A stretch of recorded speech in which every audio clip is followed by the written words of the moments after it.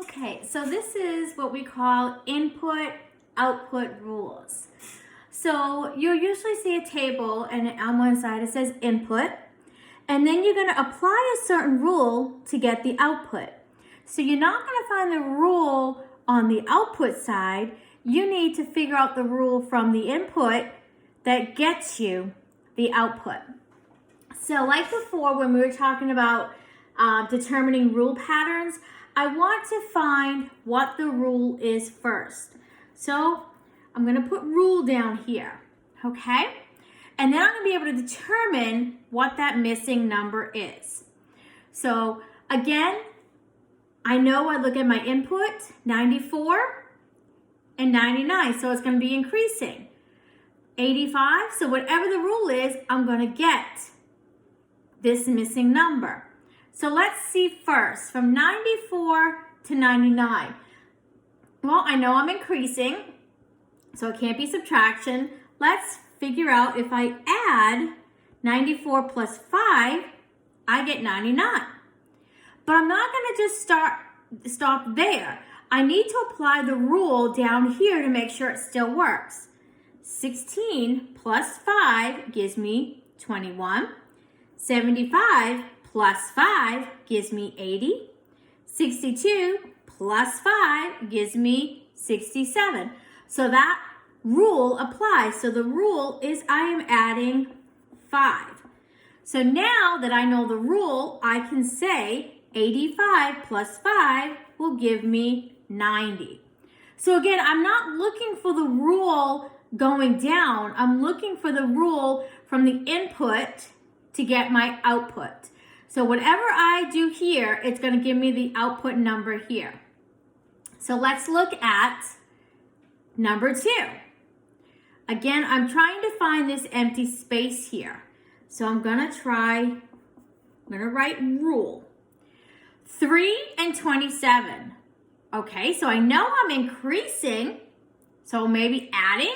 So let's see, 3 plus what will give me 27? Ooh, that's 24.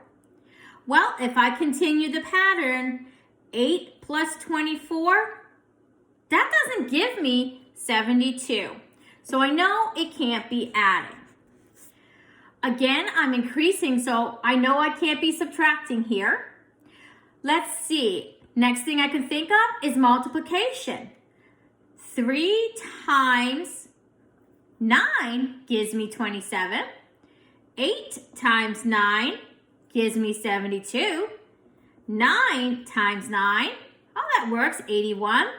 5 times 9, okay, 45.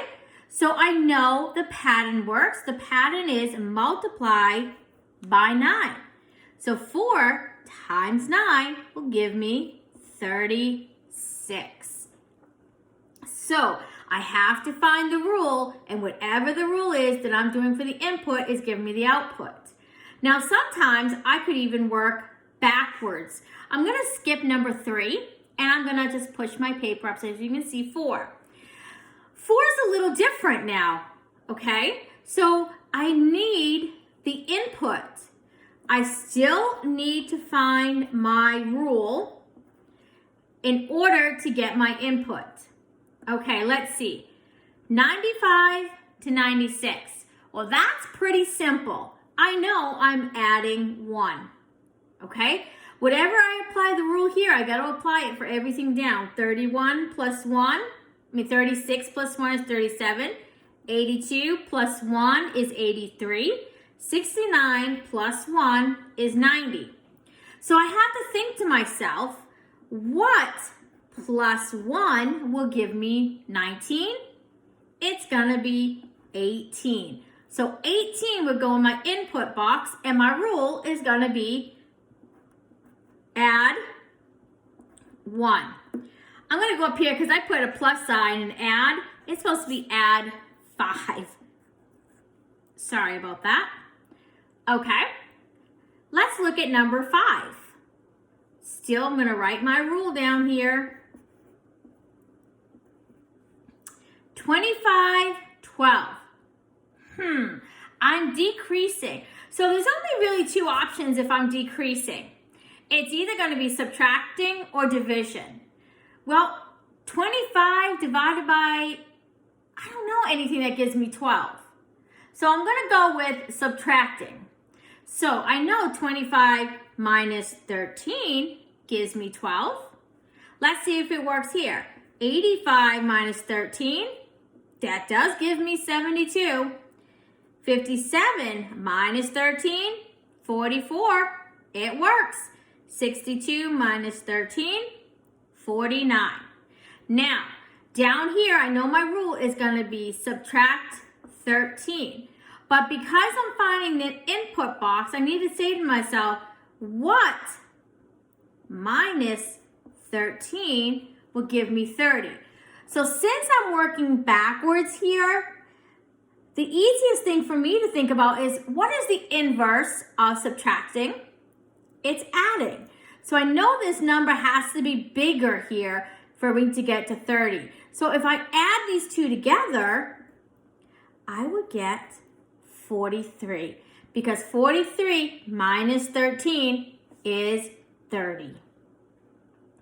Okay, let's look at number 6. I'm writing my rule down. 24 and 3.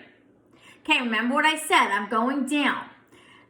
So I could try subtracting. So 24 minus 21 would give me 3. 72 minus 21, that doesn't give me 9. So subtracting is not the answer. It's not the rule. Well, the only other thing I said it could be, if I'm decreasing on this side, is division. So 24 divided by what gives me 3? 8. Okay, I'm going to skip this one. I'm going to check these to make sure my rule works. 72 divided by 8, it gives me 9. 56 divided by 8, it gives me 7. 32 divided by 8 gives me 4. So I know my rule is divide by 8. Okay, so I need the bigger number here. So it's what divided by 8 gives me 2. Well, the easiest thing for me to do is look at this as the inverse. What is the inverse of division? It's multiplication. So if I multiply 8 times 2, I get 16. 16 divided by 8 is 2. Okay, so let's look at number 7. I'm going to move my paper a little bit up more. The only difference is now my box is different, but the same thing applies. I need to find my rule. Instead of it saying input and output, it says in and out. Okay, so whatever I put in here, I have to do something to this number to get the out. Well, I'm increasing. The only two options it could be is add or multiply. So let's start with adding. 14 plus 16 will give me 20. If I keep going, 5 plus 16, that's 21. Doesn't work. Okay? So I need to do addition. Doesn't work, so let's try multiplication. 4 times 5 gives me 20. 5 times 5 gives me 25. 9 times 5 is 45. 8 times 5 is 40. So I know my rule here is multiply by 5. So whatever I have here, I have to multiply it by 5 to get 10. Remember, these numbers don't go in order. If I want to look at it this way, since I'm finding the in, I could say the inverse of multiplication is division. So I could say 10 divided by 5, or what times 5 will give me 10? Well, I know 2 times 5 will give me 10. Okay, I'm going to skip number 8, and I'm going to go here. In 56, out is 8. So I am decreasing. So remember, if I'm decreasing, the only options I can think about are subtracting or division. Well, if I'm subtracting, I'm thinking 56 minus 8 is 48. Well, I can't subtract 48 from 21 and get 3. So I know subtraction doesn't work. So I'm going to go by dividing. 56 divided by what will give me 8? 7. Think of it as the inverse. 8 times what is 56? So 21 divided by 7 is 3. 42 divided by 7 is 6. 63 divided by 7 is 9. So to find this, I have to think about what divided by 7 will give me 2. Well, remember I said I could think of it as the inverse to find if I know this, my out. So if I think about what times, 7 times 2, I should get this number here. So 7 times 2 is 14 because 14 divided by 7 is 2. One more. Let's look at here. 2 and 4. Okay, I'm increasing.